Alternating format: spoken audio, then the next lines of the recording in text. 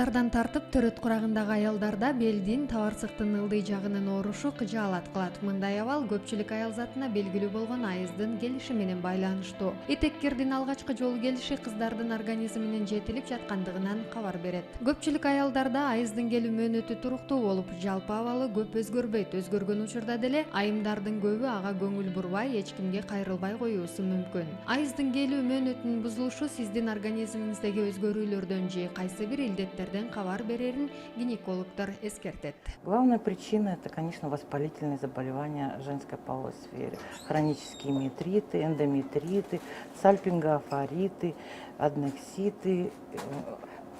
Часто бывают нарушения, также связаны последствия произведенного прерывания беременности, как в малом сроке, как допустимо до 12 недель, так и нарушения, связанные с прерыванием в большом сроке. Мындан тышкары жатында инфекция пайда болгон кезде, кан аздуулукта жатында миома бар болсо, аял депрессия, стресске кабылса же кара жумушту өтө көп жасаган учурда айыздын келүү мөөнөтү бузулушу мүмкүн. Менструацияны борбордук нерв система, баш мээ кыртышы, гипоталамус, гипофиз жөнгө салат. Воспалительные заболевания женской половой сферы, когда происходит воспаление яичников, соответственно, все те гормоны, которые выделяет яичник, то, что идет сигнал центральный головной мозг, вот эта связь нарушается, поэтому, соответственно, это гормоны центральной нервной системы, они дают неправильную команду,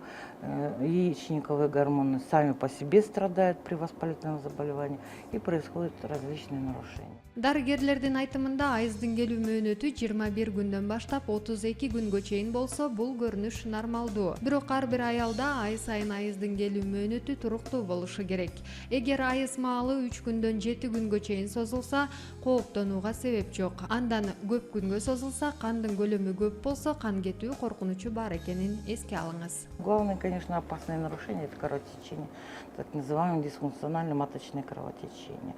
Они связаны с тем, что, во-первых, если в матке артерии вовлечены в инфекционный процесс, проедается стенка артерии и, соответственно, происходит кровотечение. Кыздарда алгачкы айыз 12 жаштан тартып келе баштайт. 14-15 жаштан кийин этеккир келбесе, кызыңызды дарыгерге көрсөтүү сунушталат. Ал эми этеккир келип, бирок цикл бузулса дагы дарыгерлердин кийлигишүүсү талап кылынат. Таких проблем неразрешаемых нету.